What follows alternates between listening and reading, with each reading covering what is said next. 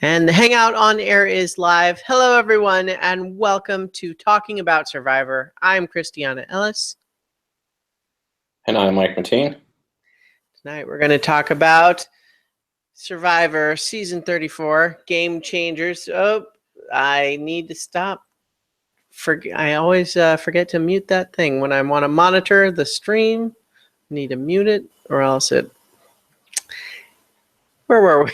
Tonight we're going to talk about Survivor Season 34, Game Changers, Episode 10. Nothing. I just said Game Changers. Game Changers! So yeah, that's where we're at. So this was another episode where our recording was just continually delayed by a variety of factors. But we made it happen. And so this was an episode that in advance of it airing, the buzz had been that it contains one of Prost's favorite moments ever. Yes. And I think it stands to reason that we're talking about the bit with Cirie, because I don't know what else it would be. No, I think that it was definitely that. The fact that she because he's liked her personality, because her story's been good from getting off the couch and having to get in shape to play the first time, then to having this where her team went and helped her complete a challenge that they had already lost. It was just a nice moment, and you could tell that he really enjoyed that. And it was edited kind of weird. Well, sorry, go ahead. I was going to say, it made it sound like he kind of goaded her into it, but he made it sound like matter of fact, he almost put it in a way that it didn't seem like she had a choice. But what I've come to find, at least it looks like in some of my, reading of interviews and stuff, is that she had asked for that, but all they showed was Jeff kind of reiterating her request. Mm-hmm. So it sounded like he was kind of commanding her to do it, but in reality, he was summarizing a little bit longer of a conversation that had happened. Yeah. He said going into tribal council when they talked about it, he said there also that she had been the one who had insisted she wanted to finish. And so I agree with you, though, that the scene in the moment, I didn't get the commanding vibe exactly, but I agree with you that it was not clear in the actual scene that she had requested this as much as it was just kind of playing out that way. Right. But in the going into tribal council, he kind of said that she requested it. But yeah, it's good to get confirmation of that. I wonder if it's just because their editing goal of trying to not show anyone involved with the production except for Jeff and the occasional medical team person. Mm-hmm. So if it was more of a discussion with cameraman and producers or something like that, and they didn't really want to show them on camera, we just had Prost sum it up. Maybe the request and all that didn't go as smoothly. I mean, or it might have been weird. She might have already had swam over to the finish and asked if she could get back in and finish it. And that would have been less smooth, whereas the way they tell the story now, she looks like she doesn't finish. Because that would be oh, well, you finished, you just didn't do that obstacle. Now you're going to go back and do that obstacle. As opposed to from where she is, her team spontaneously goes back to help her. I feel like there was probably a little bit more to it. I could totally see her swimming over, getting on the final platform and saying, I really wish that I could finish this. And Jeff saying, well, we can do that. Do you want to go back out there and finish it? And her team was probably yeah, and we'll help you and all this. And he said, okay, now what we're going to do, Cirie, you're going to go back to the start of that obstacle. Team, you're going to wait here. I'm going to say what happened, and then you can all go and help her. I could see that going down like that. Sure. Yeah, it's hard to know for sure. It does seem like something happened between the scenes in a way that it would have, gone against the way they like to edit the show, to show that. So it did feel like there was a little bit of a piece missing in the actual scene. And excuse me. I have to say, I almost wish that they hadn't like made a big deal in the promotion about it, because as much as I did like the scene, I felt a little bit underwhelmed by it ultimately. Like, Yeah. It's great, except that it would have been great if it hadn't been built up as like the best ever. You know what I mean? Right. Because I don't know, I don't know. I didn't want to be underwhelmed by it, but I kind of was, given that context. I like Suri, and it was a great moment for her, and very emotional and all of that. And so it was a powerful moment, but I guess I just felt like they oversold it a little bit for me. Yeah, but I'm looking back, like they got more than a full half rating point more on this episode than last episode. So it's like that kind of reinforces that they're promoting it. They don't promote it for you and I. Yeah, that's true. They promote it to go get the fringe viewers to be like, ooh, wonder what could have happened. Yeah, that's true. The promotion is always going to be for the people who aren't already sold. Yeah. Yeah, so I get that. I just sort of, I don't know. It made me feel weird, actually, just because I sort of wanted to be having more of a reaction than I was.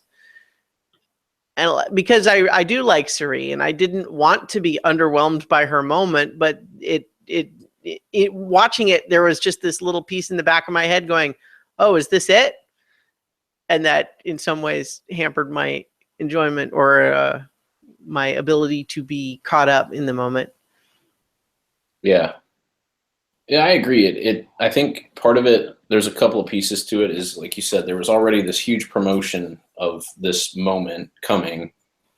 Mm-hmm.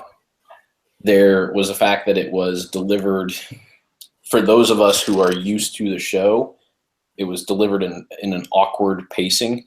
Yeah. Which we already talked about. And I think that diffuses it a little bit, because it seemed for us less natural, because it clearly wasn't. And we've seen naturally, like, organic moments on the show that are much more impactful, like the loved one stuff, and even like some of the defensive Zeke. Those things had me much more reactive. And then that's the final piece also, is that we've had some pretty amazing moments and emotional, interesting gameplay, emotional. Like, we've already been through so much of a ride that this is almost like, okay, cool. Well, I think part of it too is that I felt the whole triumph narrative of it felt a little bit forced to me. Now, it's great that she stuck in there and finished it out, and to be supported by her team. Like, all of that's great. But it's not like an unambiguous story of triumph. You know what I mean? It's like they still lost. She still feels like she's the reason they lost. She still knows she had to be helped, and that she's not good at challenges. And it's like, none of those mean that she can't be a great Survivor player, or that she's not a great person, because obviously, I mean, they're not connected even, really. But yeah, I just mean, like, needing help and taking a really long time to finish is the other way to tell that story, when everybody else did it on their own. Right. And I feel like another part that rang a little hollow for me was that type of story, like, I guess when I'm used to it in like the sporting world, there's usually an injury or a disability or something that happened that, makes that more impactful, that where just finishing is the reward. Right, like it's a marathon or something, and someone twists their ankle, but then they hobble along to do the last 2 miles or something like that. And they finish way late, but they stick in there. And You're now reiterating the plot of Run, Fat Boy, Run. oh yeah, Have you not seen it? yeah, no, I guess I am now that I think about it. Although that can't be the only movie that has that happen.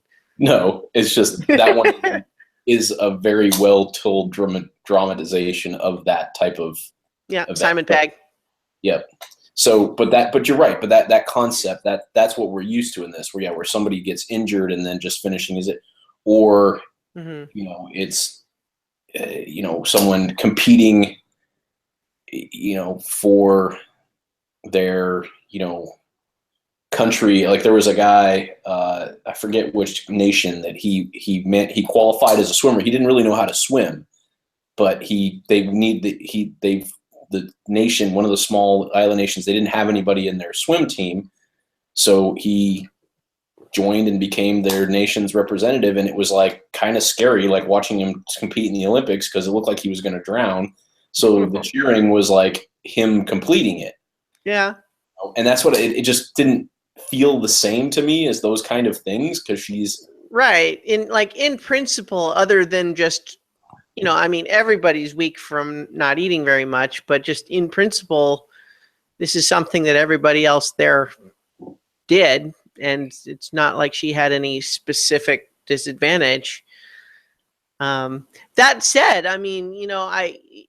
what balances that side of it is the fact that like nobody was going to tell her she had to finish. That's in fact not how it typically goes, is that if one team wins, the other team doesn't make a point of finishing anyway. That's partly because it's an element of like, don't waste your energy.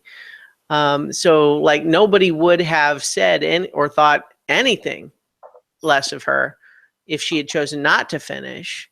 It would have just been kind of like, oh, it's a bummer she wasn't able to go very fast.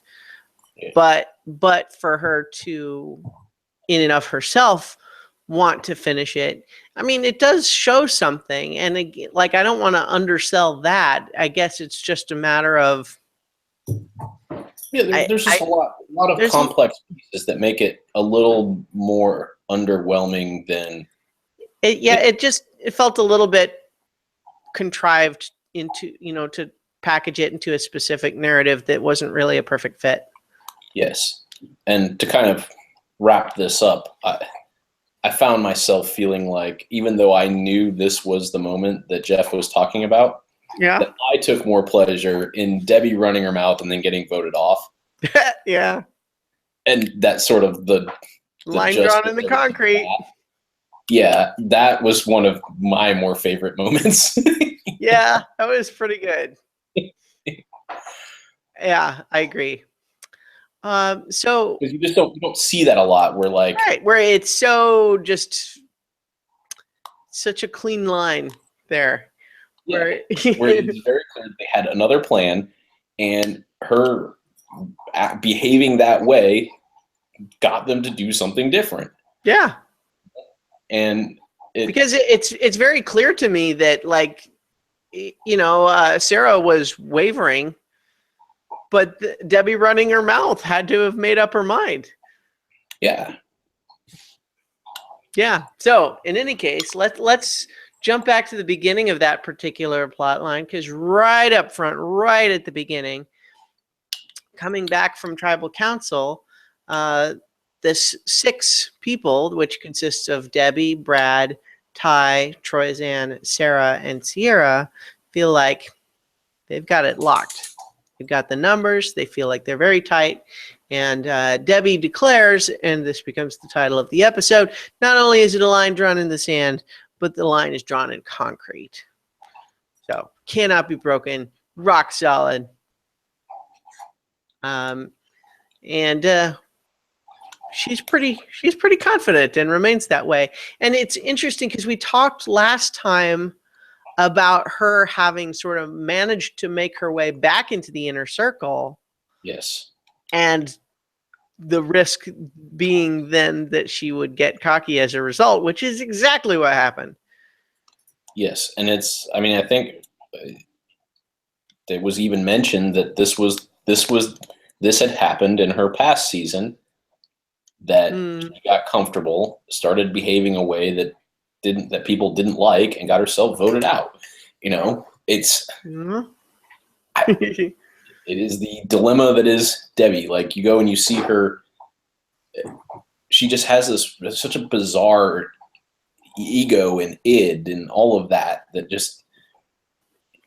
she acts oddly. Yeah. Well, she's just an unusual person.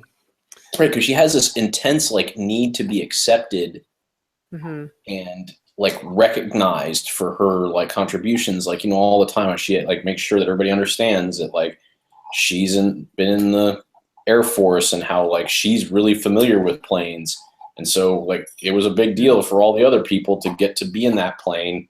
Yeah. I am such a those, and that need to be liked and accepted. And when Brad doesn't, she doesn't feel like she's being included. She's creating drama that wasn't even there because she didn't feel accepted. Yeah. And then the second that she is accepted and gets this traction, to just flip the switch, and instead of being paranoid about keeping it, she just goes in this whole other demeanor. Right. This arrogance and cockiness and just running her mouth at everybody. It's really bizarre. Yeah, it's because when she's on the outs, you can easily just say, well, it seems like it's coming from a place of insecurity, in order to kind of protect herself against, perceived wounds. She kind of makes herself big, so to speak. Best defense is a good offense sort of approach. And you can see how it would be insecurity there. And then maybe that's still what it is when she gets her way, it's almost like she has to turn that up because she's afraid someone's going to take it away in any minute. But then I don't know if that's really what it is, because it really does start to feel more like arrogance, which is a different thing. Yeah. She's a complex one. She's an odd duck. Yeah, it doesn't feel like a false bravado by any means. It feels genuinely arrogant. Well, yeah, you could imagine her as one of those people who really does. She is constantly frustrated by the disconnect of, I think I'm pretty cool. Why don't everybody else think I'm as cool as I think I am? I want them to, and they don't, and that gives me insecurity, but I am good, right? Right? And then when she gets a little bit of affirmation, she said, oh, yep, I knew it all along. I don't know. I'm speculating there, of course. It's probably true that, it's impossible to psychoanalyze her in a few sentences. She is a difficult one to psychoanalyze. That is fair to say. But so in any case, coming out of that tribal council, Andrea feels pretty screwed. She's in a rough position at the start of this episode. She thought Zeke would be going. She's frustrated. And I think that it seems, based on, I don't know if it's just how much of it was from last time and how much of it is is the fallout, but it seems like she's not even with Suri anymore. It seems like she kind of reacted her way out of all of her alliances. Yeah. It was hard to tell. Yeah, she seemed, because we didn't really get her or Suri talking anymore, and the way she was talking later made it sound like she felt like she was completely on the outs from everybody. So in any case, Zeke kind of tries to, approach her and just say, look, I get why you targeted me, but here's why I did what I did. I didn't think that you or Suri were going to bring me further in the game, which we know is a distortion of the real reason, right? You know, because what he told us in the confessional was he thought they were more of a threat than Brad and Sierra, and so he would rather take Brad and Sierra to the end than Andrea and Cirie. But there's a piece of that too, which is Andrea and Cirie being more of a threat might be therefore less likely to bring him. Yep. So there's a piece of it that's true, but he's certainly telling the part that the more sympathetic part and leaving out the less sympathetic part. Not that either of them are bad reasons for him. It's just in terms of which parts Andrea's would react to. Right. So in any case, we have let's see. Zeke, though, knows that he's in a rough spot now, too, because, you know, his plan didn't work out. And so his attempt to switch from one side to the other kind of left him without either side. Right. And well, and that's kind of what I think that's part of what happened to Andrea also is it's not so this you know, line drawn in concrete that Debbie is seeing wasn't really a line between the two alliances. It was one alliance really solidified and it happened to have the majority. Yeah. And it left the others kind of all, even though they all sort of had worked together at points, like they were all kind of free agents. And they're, you know, which is what made this possible, I think, because they didn't seem like to Sarah when she makes this decision, it doesn't feel like you're moving from the bottom of one alliance to the bottom of another. You know, they're much more fluid right now on the other side. So you can earn your way up because they're not really a majority. They're a majority in the fact that they didn't like the other majority. Yeah. So well, certainly as it develops, it seems like the six that think of themselves as a tight six that are just going to dominate because they have the numbers now, it seems like their expectation is that everybody else are kind of shattered and are therefore not going to be able to turn anyone from the six because they're not a five. So instead, they will each of them just try not to be the next person out. Right. And what ended up backfiring on them is that, yes, they were correct. They were shattered, but that made it more appealing for some people to go join. Yeah. You know, for Sarah to join. Because it's not, you know, there's a clear pecking order on the other side. I was just hearing some vibrating sound. Sounds like a washing machine or something. Oh, okay. So in any case, though, we have Sarah approaching Zeke and saying, "Hey, maybe we can get rid of Andrea next." And they continue this this narrative device of well, the tide could come up and wash away a line in the sand. But what about a line in the concrete? Well, has the concrete set yet? I don't know. Maybe you could write your name in it. You could change the line. But that takes us into the reward challenge. And we are definitely shown very clearly this little tube that says secret advantage on the sit-out bench, which... You know, they draw teams and then Michaela ends up sitting out. And, you know, what a bummer for her.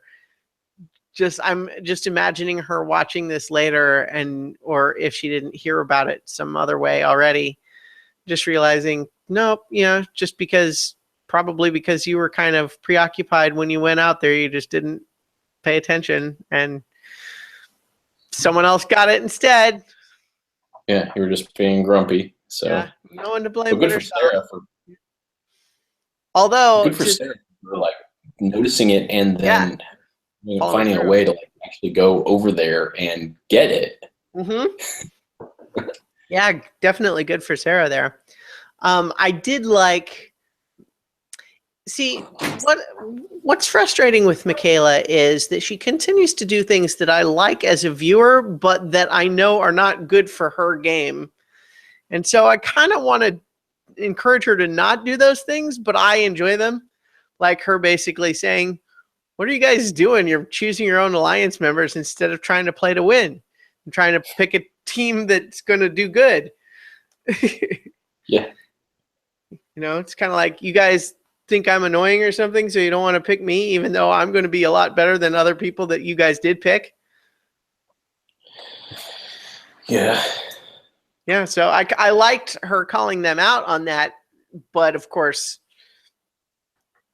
that sort of thing is why they didn't pick her. So, yeah, true. Yeah.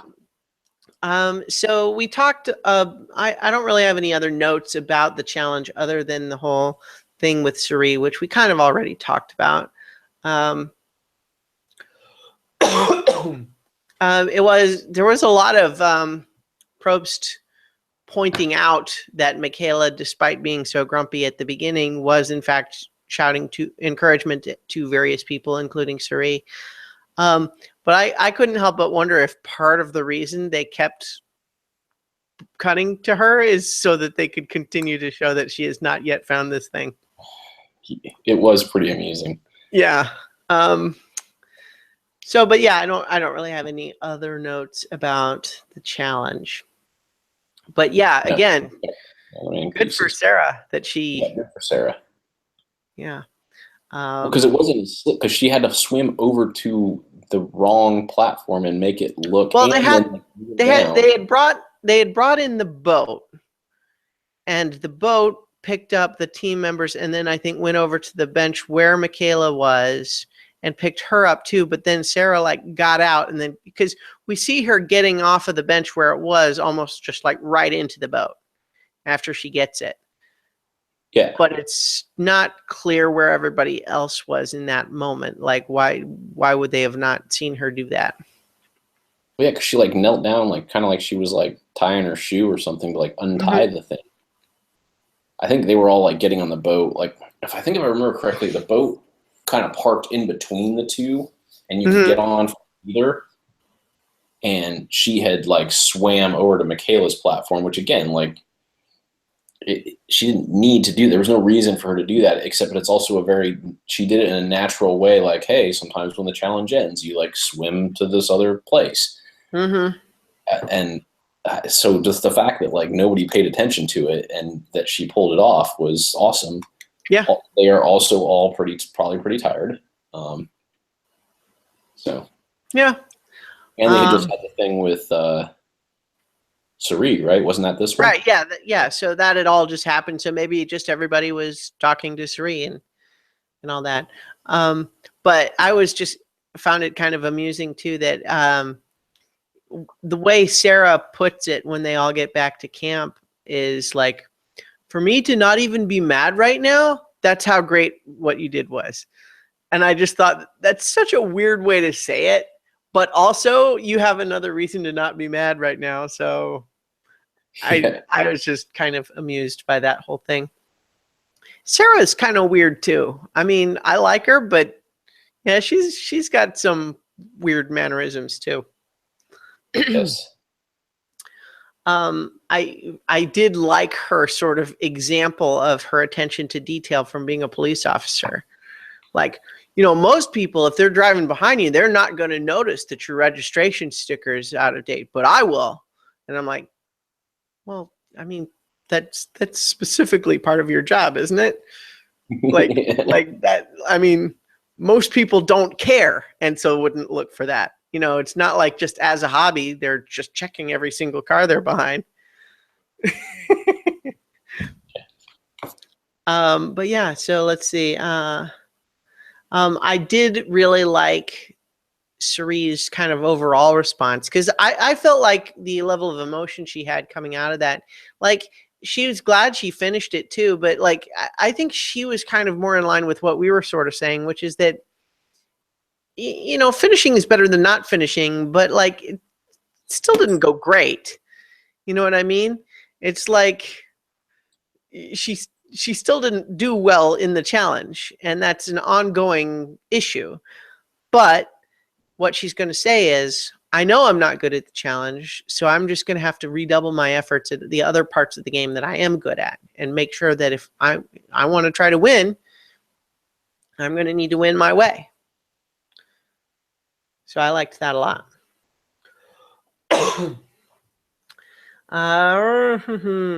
Okay, so Sarah's secret advantage that she gets lets her steal someone's vote at tribal council, and it is non-transferable. And honestly, I like that a lot better than the second vote. I just feel like it's a much more interesting thing. Yeah. I think that the stealing element. Yeah.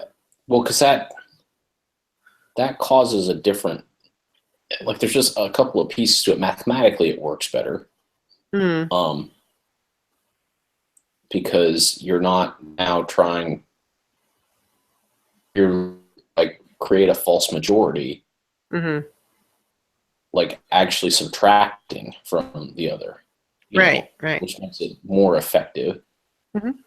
There is the additional ability that or not ability, but the residual effect that it potentially can have. And there's one thing when you just vote an extra vote. When you physically take something, it's called the there's a principle that this is sort of like. I think I know what you mean. I don't remember what it's called either, though. But it's like basically we value things that we already have more than things that we don't. Yeah.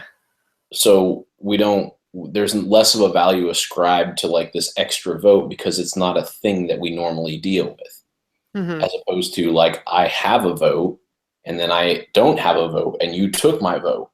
Like that, there's the residual effect of how that person may feel towards you in either the jury or your future, interactions throughout the season is interesting because you have to manage that properly, So I like this a lot better. Yeah, me too. So Sarah talks about being aware that these sorts of advantages have been misplayed in the past, and she wants to make sure she uses it effectively. And I'm thinking, well, yeah, but that's what everybody says. So, the problem is it's very difficult to know when to use these to do it effectively because you don't always know what everyone else is going to do. That's part of what's fun about it, is that it's very hard to know when's the right time. Excuse me. Yes, I thought it would be a lot easier. Yeah. Yeah. But the thing about Survivor is you can just quit anytime you want. No one will mind. No, sorry. Anyway. So picnic time. We have the people going on the reward, and Debbie makes it very clear that she's the airplane expert. And she takes it upon herself as the expert to reassure and make sure these people who have less airplane experience, make sure they're having a good time. Like, so she can tell them about all the airplane things that she knows. And then we also have Brad specifically talking about having deliberately not picked all Alliance members so that he would have eyes and ears back at the camp. And I'm like, I don't know about that, because first of all, you couldn't have picked your whole alliance anyway because it was teams of 5. So let's not give you credit for like deciding to leave Sarah and Troyzan out of your little team. I mean, come on now. I mean, it's one thing to say it works out that we have someone back there to make sure something crazy doesn't happen. But come on, don't take credit for it like you planned that. Especially since it can backfire just as easily if they feel like, well, shoot, I didn't get to go on the reward. Maybe I don't really belong in that alliance after all. I'm mad now. And hey, look, here's all these people who are willing to entertain my complaints. Case in point, Sarah didn't get to go on the reward. So anyway, I mean, he has a point about it being good to have an idea of what's going on back at camp. But I kind of wanted to roll my eyes at him explaining it like it was a strategy. He talks with Andrea about the drama with Zeke because it seems like from everybody else in the tribe, there's a little bit of confusion. Like, what exactly happened there? Something weird, because it seemed like you guys were close and then you weren't, and then everybody's fighting. And she's still pretty emotional about it, to a point where I kind of want to take her aside and just sort of say, okay, I get it. Zeke's a fun guy. And if you had kind of had it in your head that you guys were really going to go to the end together, and it hurts the betrayal and all that, but suck it up, Andrea. You're playing a strategic game here where only one person can win. He did what he thought he needed to do. It didn't work out very well. So why are you still mad? Get over it. You're only hurting yourself at this point. Yeah, and this is where we see the difference, and why I found it not to say that Andrea is not a strategic threat, but currently she is not the strongest strategic threat of that group. Yeah, because she has taken this very emotionally. Yeah, she's rattled. Yeah, she's rattled. So when we see, she's doing exactly what Brad and Sierra are hoping, which is she's campaigning against Zeke. Yeah. But then what we see is Suri, who, whether buoyed by the fact that she got to complete the challenge, or, resolved in the fact that because she sucks at challenges, she's going to have to maintain her being really good at the other part of the game. Right. This is where she approaches Sarah and doesn't talk about joining our 5 against their 5. Right. It's more of a, hey, this is an alternative. Yeah. That 6, is that really the 6 that you want to try to get to the final 6 with? Yeah. And so what I was thinking about this right at this time and I took a note on it, and I'm hesitant, not that anybody of consequence ever listens to our show, or that hear our show and then go back and change what happened in the season. But this is what the idea of the voting block bullshit that we had to deal with for so long. Mm-hmm. The concept was fine. I hated the fact that they made it this big thing. But this is the concept. Yeah. Right. It's, hey, do what's most advantageous to you in the moment, and know that you can make an alternate, you can change in the future. Yeah. It's like a couple of people brought up later in tribal council the idea that after every vote, everything resets. I liked that a lot better than the voting block, was the reshuffling of the deck. Yeah, I agree. I like that concept of it better, because that's really the key to the approach. And it's like you said, this is Suri's pitch to Sarah, is not, instead of that 5, come join our 5 and we'll go to the end as the final 5. Suri is not promising that. And she knows that it wouldn't be an easy sell anyway. And so what she just says is, look, you don't have to say that you're going to go to the end with us. We're not saying we're necessarily going to go to the end with you. But if you stay where you are, even if it works, the best case scenario is that you get to the final 6 and then they vote you out. Right. And so that's an easier sell, because it's a short-term thing. You don't have to be imagining the whole rest of the game. One last thing, though, that before we move on from Andrea being rattled, is that I just took a note that just the way she was saying things. She said it a couple times. She said, he turned on me for no reason.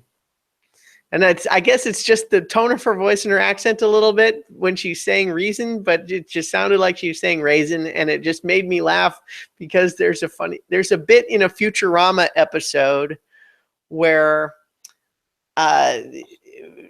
Fry was writing stuff in a book, and that was making things happen. And so he was trying to make this giant brain monster go away. And so because he's writing everything, the brain monster is reciting the dialogue that Fry has written, and he says, "And now I will leave the planet for no reason." And it's just a typo, but it just made me laugh because she kind of really said it that way. So anyway, that was just something that amused me, and nobody else cares. But because I actually wrote it down, and then she said it again the same way, and it just made me laugh. But anyway, Sierra is very happy to be feeling in control and watching the free agents fight amongst themselves. She thinks her 6 is super tight and she's in the driver's seat. And I mean, honestly, like, that is not a completely mistaken impression, except that you can't let that make you comfortable.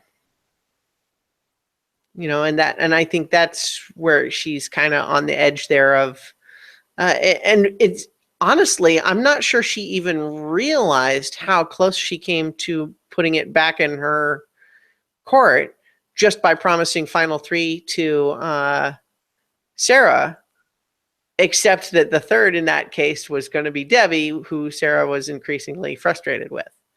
Right. So it's one of those things where Sierra, despite kind of not realizing that she shouldn't be as comfortable as she felt, really almost saved it, except that Debbie then screwed it up again. Yes. Debbie, who had, was again, like, the cockiness that came from getting people to vote the way that she wanted last time, she just decided that she needed to carry that on, and she just couldn't leave it alone. Like, they were like, it didn't end up even making any sense because she was like tinkering around with the other alliance, like trying to get them to like vote for different people. Like, it was just odd. Like, just tell everybody you're voting for Andrea and do it. Like, who cares? What is this, like, Aubrey, you should vote for Michaela, and then, Sarah doesn't, you shouldn't listen to her. And it's like, it was all nonsense. It was so bizarre. Yeah. So in any case, here's where we get Sarah and Suri talking. We talked about that a little bit already, but this is another part where it was the clue where Sarah asks Suri if it's repairable with Andrea. And Suri says yes, but just the question being asked is again a sign that Andrea had kind of fallen out with everybody, not just Zeke.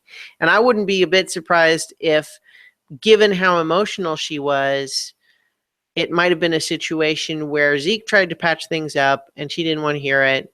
And then maybe Suri kind of came over and said, we need to not hold a grudge so tightly here. We need to be able to work together. And if Andrea didn't want to hear that either, then maybe it fell apart with everybody. I mean, that's speculation, but because we really didn't see why Andrea would be mad at anyone except Zeke. But in any case, that brought us to the immunity challenge. And I love these challenges because the possibility that someone might drop their whole pile at any time just means you get these huge swings. And, heartbreaking moments like Andrea knowing she's in trouble, getting so close.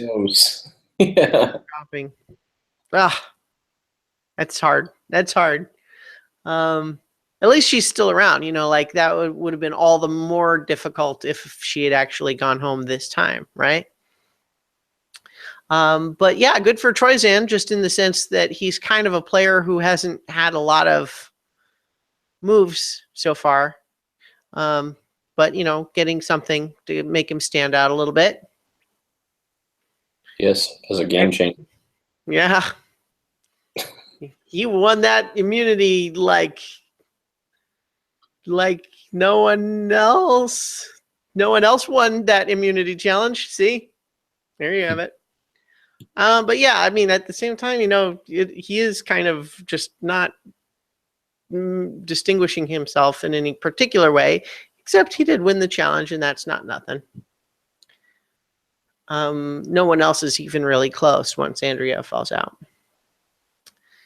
But so then Sierra still wants to target Andrea. They're right that she's a threat if she could get her act together. And I feel like she's towards the tail end of this episode, I feel like she's improving, but it's kind of just surprising how far out of control she let things get just from Zeke doing something different than she thought. It's like, yes. It's one thing to say, I thought I could trust Zeke. Now it turns out I can't count on Zeke as an ally to help me get to the end. But I wonder if there was an element, and I feel like I saw this in Sarah a little bit, but I wonder if there was an element for Andrea too. This idea of, because they defended Zeke against Varner, they almost like it would be completely subconscious, like no intent of feeling this way, I'm sure, but a feeling like, well, he owes me now. You know what I mean? Like, I don't want to attribute any malice. This would all be subconscious, but this idea of like, oh, I defended you, therefore we are emotionally bonded. Yeah, that's what I was going to say. They have it's more that they feel like they have a tighter bond, much more less than like it's an owed thing. Yeah. Right. But at the same time that like they feel like it should be a reciprocal thing. And I don't mean like transactional. I just mean in the sense that, oh, you mean he's going to continue to play the game as a strategic player and not reward me for my emotional investment? And I think that's kind of where this sense of betrayal is coming from, when in the, like, we get it in the sense it was a very emotional moment, but at the same time, it's like, again, this is a game, Andrea, you need to remember that. Like it's blurry lines here, but at some point you need to not be so shaken. But we talked about that already. So let's see. They want to target Andrea, but they're also kind of annoyed with Michaela. They find her obnoxious. And I wouldn't be a bit surprised if Michaela, having now, being very aware that not only is she kind of on the minority side anyway, but they also kind of already don't like her very much, she's probably just wearing her attitude on her sleeve all the time. I wouldn't be a bit surprised. Nope. Yeah, so that's, just exacerbates that sort of thing.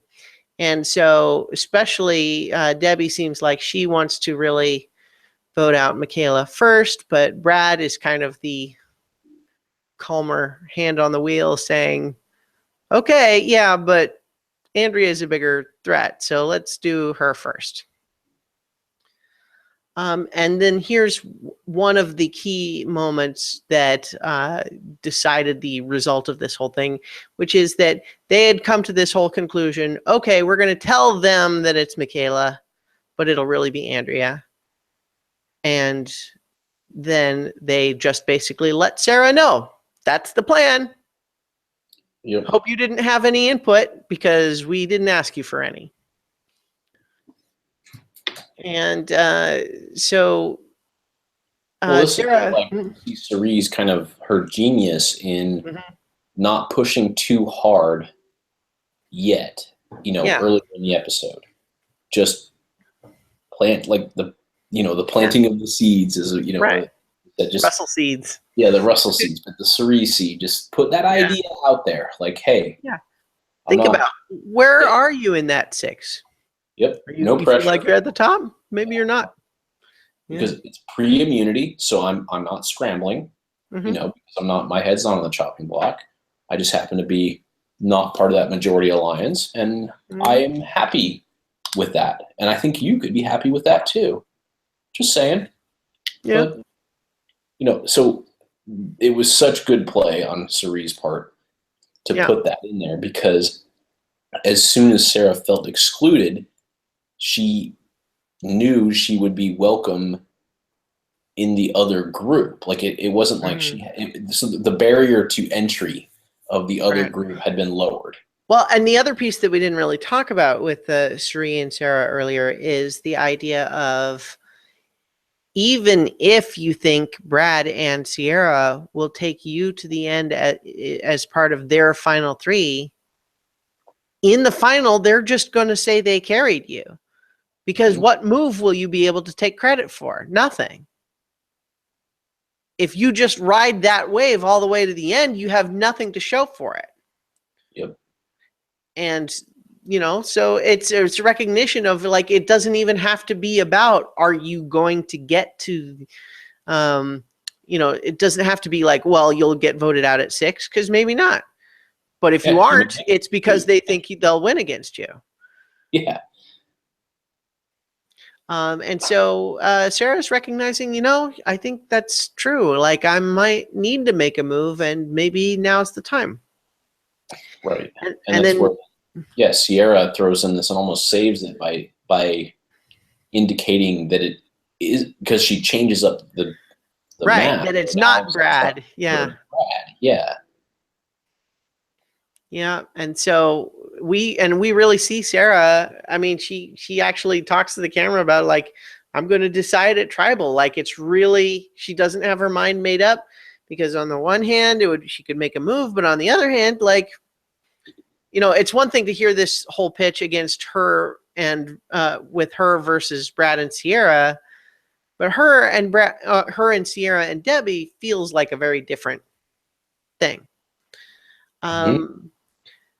We also have Zeke talking about, at this point, I could just decide to vote with this 6, with my tail between my legs.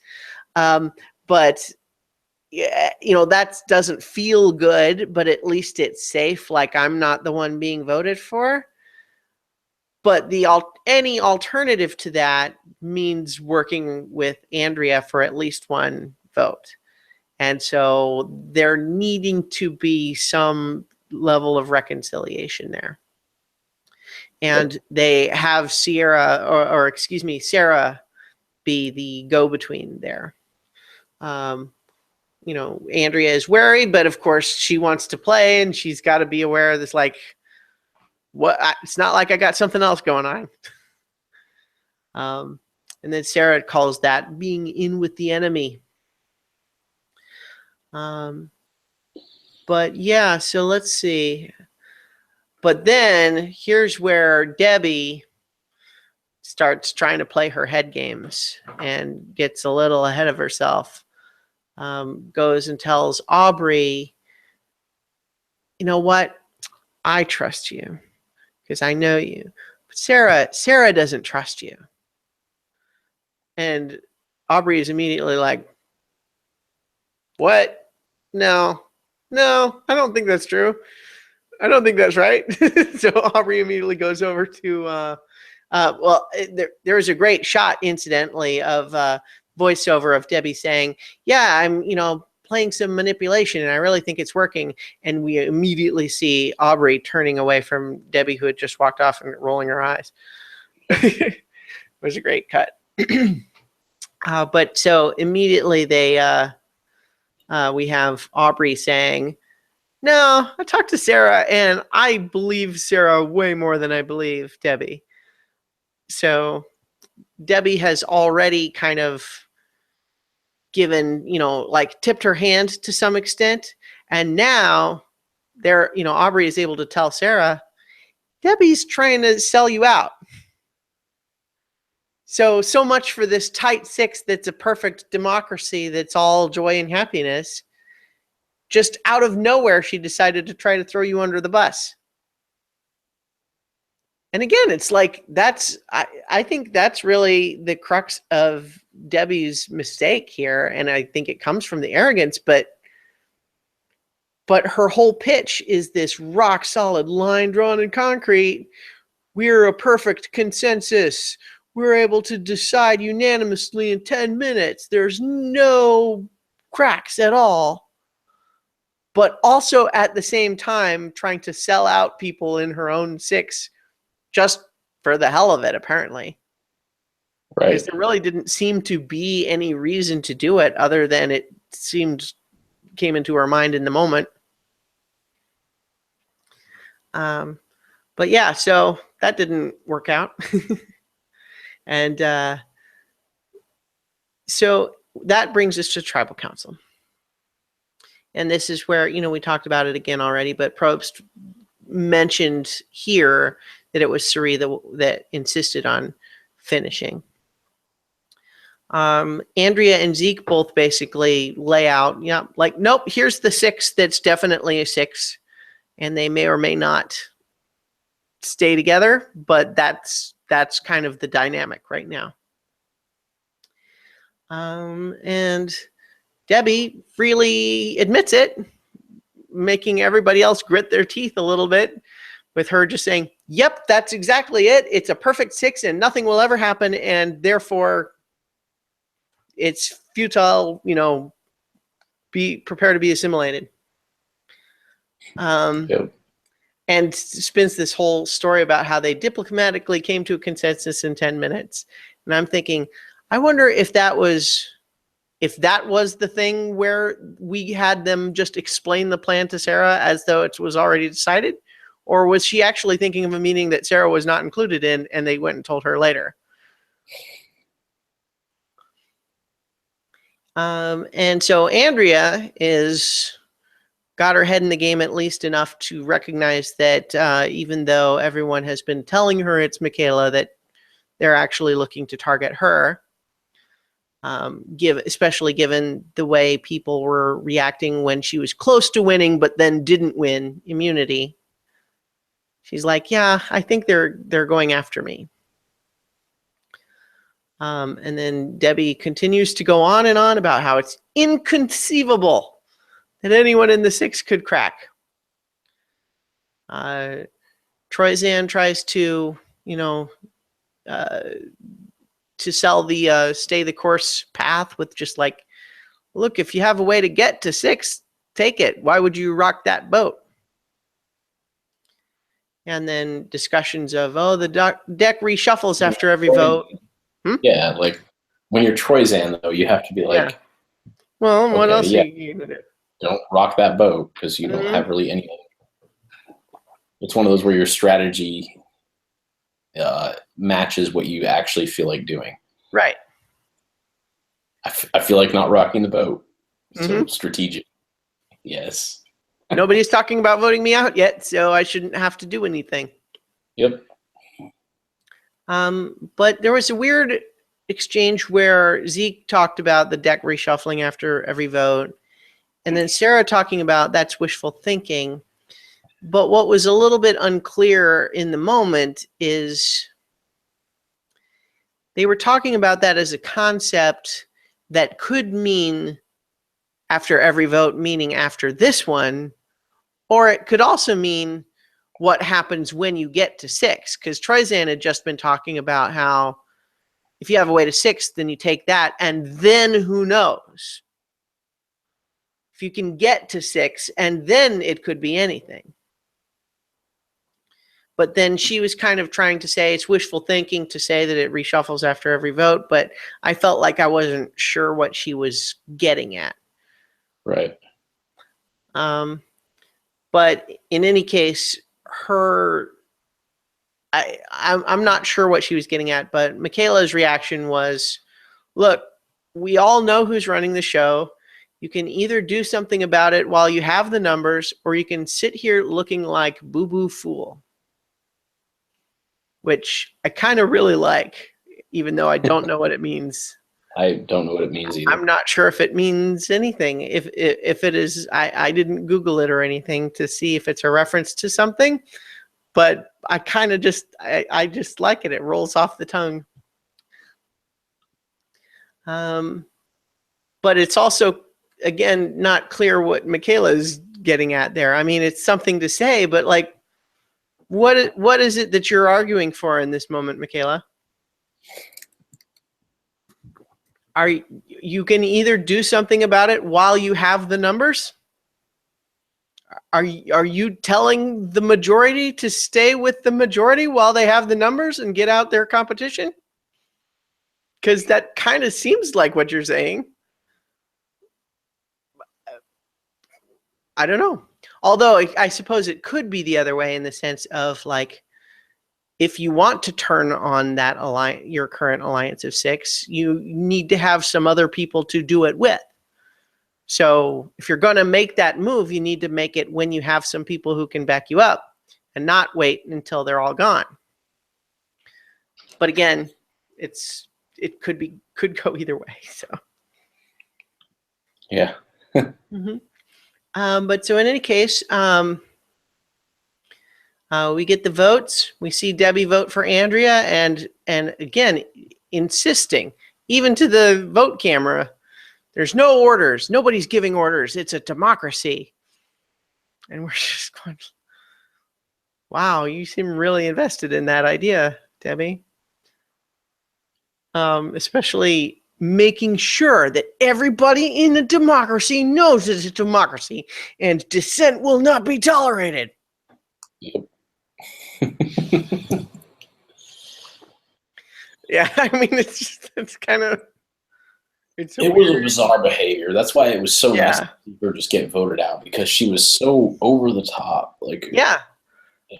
Well, and we just can't help but wonder exactly how conflicted Sarah was, in the sense that, did Debbie really talk herself out of the game? Because it might have been that Sarah was decided anyway, but surely Debbie's behavior didn't help. And it might have been what made the difference. Feels like it. I mean, we'll see. Yeah. You know, as it fall out. Yeah. So as the votes are read, I did love, again, Michaela pulling out some coconut to eat while they read the votes. That's just like her thing now, which is kind of fun. I haven't noticed it in the other tribal councils. I just remember the water drinking a few times ago, but yeah, it's good stuff. Yeah. So as Debbie is leaving, Brad and Troyzan and Sierra are puzzled.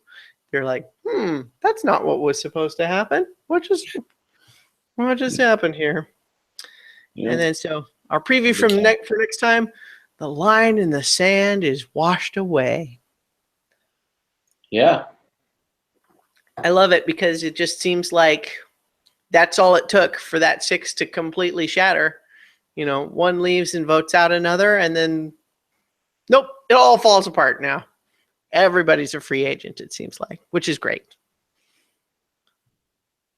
Yeah, I'm excited for the balance of the season now. Mm-hmm. Yeah, me too.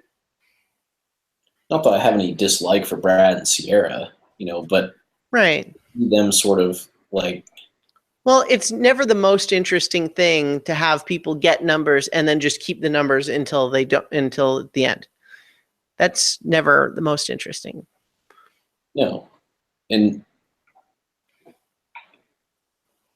yeah, and especially the way this was set up, where it was clearly Brad and Sierra. They had brought along Ty and Troyzan because they are people who like a semblance of calm. Mm-hmm. So you have them. Debbie, who, just needed that confidence that she was in the majority. Mm-hmm. And then Sarah, really out of necessity to become a majority. And they ignored her at their own expense. And I like the fact that she didn't tolerate that, Mm-hmm. Yeah, it's a perfect example of what you need to do to play and win this game. Now, I wouldn't call Sarah the favorite to win by any stretch, but she sure climbed up a couple of notches in this last episode by recognizing, shoot, I could be considered safe where I'm at right now, but I haven't made any moves. If I get to the end by just riding this current wave, I'm not going to have anything to show, and I'm not going to win. So I need to do something, and I need to do something that's going to be effective. And she found a way to do that. And she found a way to do it in a way that was emotionally satisfying to we, the viewers. Yes. Yeah, because if it had just ended up being Brad or Sierra as sort of the, oh, we're going to cut one of the two heads off, like, yeah, that would have still been a good result for those 6 who voted, but this was just so much more satisfying. Like, this is what you get for acting like that. Go. Yep. So it's good stuff. Yep. In her final words, Debbie was truly blindsided, had no idea. Which, I mean, that's not just on her. It seemed like really, like none of her people that voted with her had any idea. No, it was a full blindside, but yes, yeah, that is. But she's pretty convinced that whoever flipped will be in a worse position now. But I kind of wanted to just say, like, okay, I get where that's your immediate reaction, but let's just think about this for a second. Let's even assume that the remaining 5 of your 6, see, first of all, it's only 4 because you're gone and Sarah, who flipped, is gone. So that's only 4 against 5. They're now in the minority.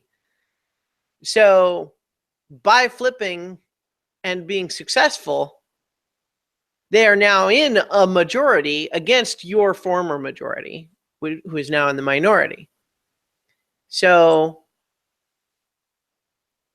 they are in a more chaotic position, but it's not like your former alliance has the power to punish them. Right. And it's not like there was this solid set of 5 that you've now become the 6th person. Yeah. So. Yeah. Anyway, though, that's, I mean, when people are having their immediate reaction in those final words, it's, you're still confused. You don't know what happened. So anyway, I think that'll probably, so that wraps up this episode. I know. I was just saying we need to go. We're ready. We're ready to wrap up this episode. And so I think, we'll see how things progress as the remainder of the season plays out. Yes, I am excited about it. This was one of those where not only was it an interesting thing that happened, but I liked what happened. So, and I think it will be good for the season to not have that majority alliance just try to pick people off. I think we're in a good spot to really watch some good stuff go down. Agreed. All right. So that's it for this time. Thank you, everybody, for listening and or watching, and we'll be back for the next episode of Survivor. Yes.